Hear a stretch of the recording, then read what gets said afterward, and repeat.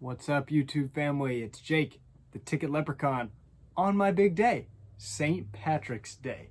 So happy St. Patrick's Day to everybody out there.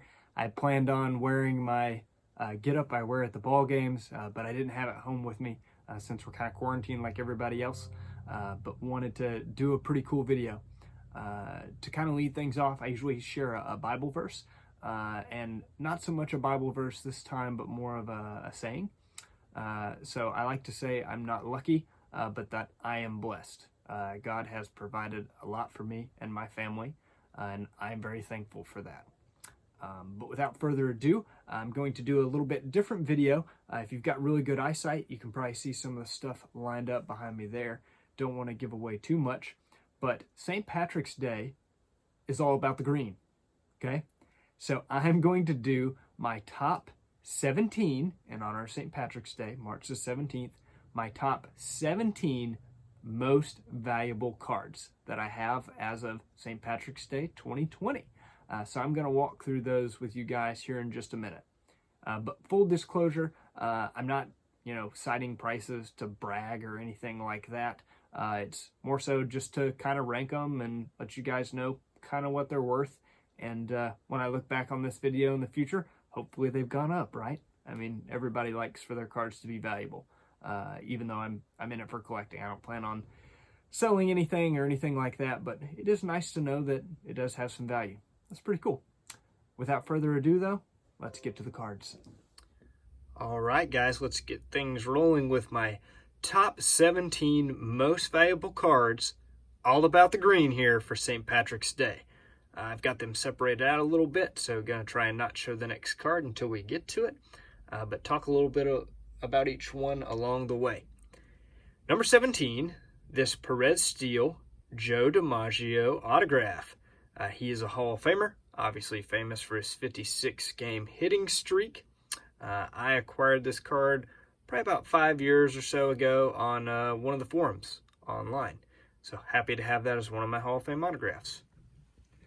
The next card I acquired in 2019, card number 16, is a museum collection ICHIRO autograph numbered to 15, silver ink. He's a 3,000 Hit Club member and a no doubt surefire first ballot future Hall of Famer. Card number 16, we've got a vintage rookie, the first of a few on this list, and that's 1959 Bob Hoot Gibson's rookie card. This was a PSA 3. I busted it out myself to put it at home where it belongs in its binder. Bob Gibson, one of the great pitchers of all time, Hall of Famer, his rookie card. Next up, another Hall of Fame rookie card, and that is from 1954 Topps, and that is Al Kaline, Mr. Tiger, 3,000 Hit Club member. He is a Hall of Famer and obviously a favorite of A League of Their Own. Caitlin, shout out to you. That is card number 14. So we will move on to card number 13. Had to count quickly there in my head. Card number 13 is another Hall of Fame rookie card. Shout out to G's Mikey. This is a 1955 Topps Sandy Koufax rookie. Now, as you can tell, it's not a perfect condition card, but I collect in lower grade anyways. This was originally a PSA 2. I busted him out to put it home in the binder with the rest of the set. Koufax is an all-time great. His nickname was the left arm of God, and some say he's the greatest pitcher of all time. I might dispute that, but he may have had the most impressive peak of all time in his 7-year stretch of greatness. Next up, we've got a Hall of Famer now that will grace the stage whenever we are able to resume baseball activities this year.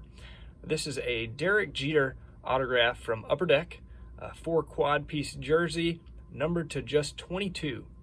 The captain is a 3,000 Hit Club member and is considered by many to be one of the greatest Yankees ever.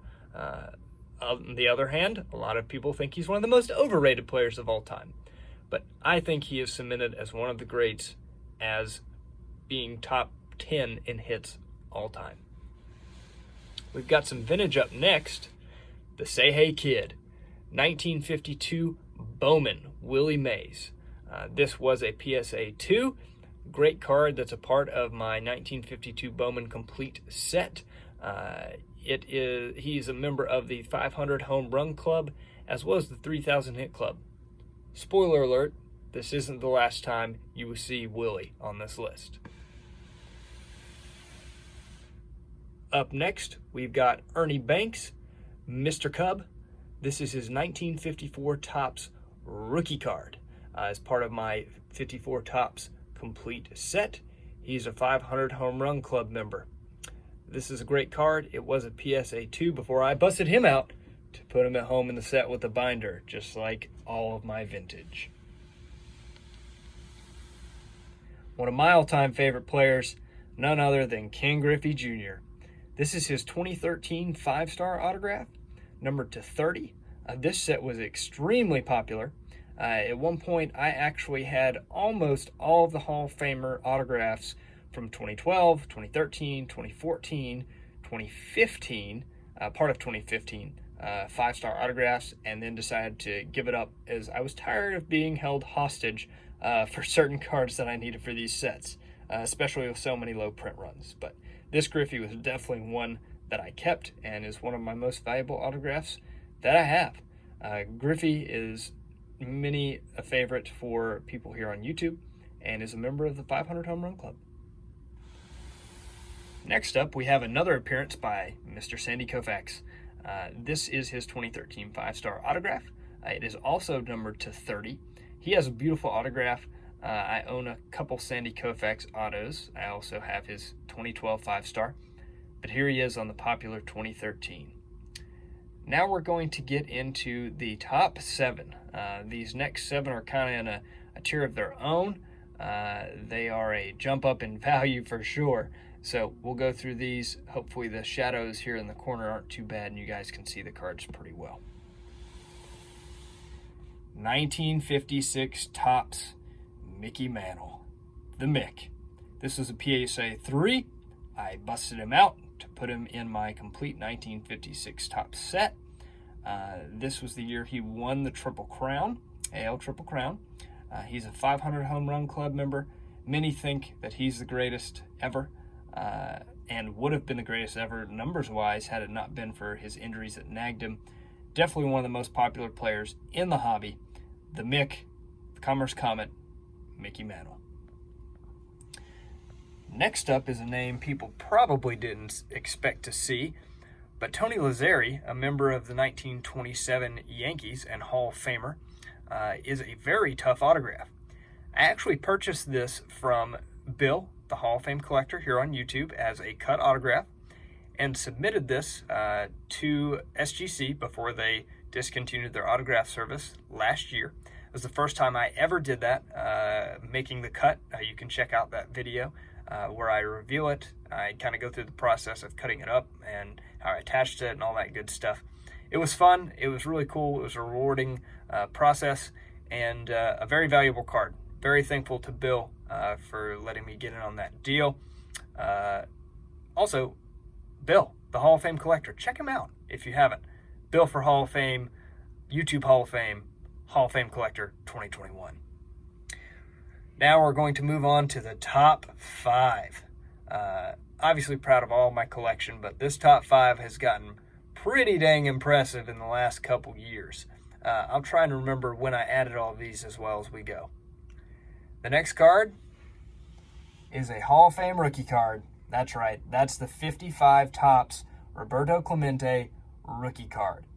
I purchased this card in 2019. It was one of my big goals there, and I thought it would take me all year, and I actually was able to get it very early on. It was a PSA 1. I obviously busted it out, just like every other card. At this point, Mike, baseball collector, is having a seizure and falling out of his chair somewhere in Texas watching this video with all of these cards that I've busted out of PSA holders. But don't worry, Mike. If you survive through the next few cards, I busted them out as well. Sneak peek. Clemente is a 3,000 Hit Club member, is one of the greatest Hall of Famers of all time, and arguably the greatest humanitarian the game has ever had. Next up, I said you would see this guy again, and it's none other than Willie Mays, the Say Hey Kid. This is a 1952 Topps. It was a PSA 1.5, which I busted out. I actually traded a set of Letterman autographs that spelled out Red Sox of a bunch of basically no-namers with David Ortiz and a couple other guys from like some of the World Series years. I don't regret it one bit. It's about 12 autographs I traded for this card, and I'd do it all over again. It's gained a lot of value from the time that I traded for it about 3 years ago, and I'm very happy to own a 52 Topps Willie Mays. As I may never own the 52 Topps Mantle, at least I've got the Mays. But speaking of 52 mantles, here is my, oh, sorry about that shadow, my 1952 Bowman Mickey Mantle. It's the oldest mantle I own in my collection. That may hold true forever. He's part of my 52 Bowman Complete set. This card has also jumped in value a lot since I got it. I purchased it from my good friend Drew Eckbeck, who I have been doing a series on of where I made a big vintage purchase from him. This was one of the early deals that we ever did. Drew, if you watch this video, thank you, man. The Mick has a good home, I promise. You can come visit anytime. The last two cards are up. Any of you guys that have watched my channel for any amount of time, you've probably seen these cards, but I still want to share them. They're still my top two cards. Next up, the true home run king. I'm trying to get some glare off of there for you guys. Sorry about that. The true home run king, my 1954 Topps Hank Aaron rookie card. Member of the 500 home run club and 3,000 hit club. He is the true home run king. Sorry, Nate, Topps 85-401. Barry Bonds is a cheater. The numbers 715 and 755 will always stand out of my mind as Aaron broke Babe Ruth's record and then set the true home run record at 755 himself. Hammerin' Hank is a true legend of the game. Speaking of the greatest of all time, though, there's really no argument here who the greatest is. This next card I purchased almost 2 years ago now, right before I got engaged. I made a deal with myself to pay this card off, the ring, the wedding, and our honeymoon trip before I purchased anything else in order to make it happen. A dream card of mine. This is my Perez Steel Babe Ruth autograph.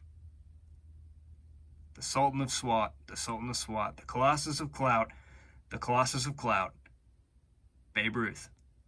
He's the greatest player of all time, bar none, and I own his autograph. The Sandlot was my favorite baseball movie growing up. I always dreamed of having a Ruth, never thought I would own one, but I do. This will be the crown jewel of my collection, probably forever. I don't really know what could top this, but I am very proud and happy to own a Babe Ruth. So that is my #1 card. I hope you guys enjoyed going through my top 17 cards here for St. Patrick's Day. Thank you to all my new subscribers, especially if you watched for this long. I'm fastly approaching 350 subs, which was one of my goals for this year. So thank you to all the new subscribers, as well as all of my longtime subscribers for your continued support. I hope you guys enjoyed this video. If you guys like this video and want to see me do other top 17, top 20, top 25 type videos, please let me know in the comments. Also, let me know what your favorite was. I would love to know and get some conversation going. All right, guys. Till next time, keep collecting. God bless. The GOAT.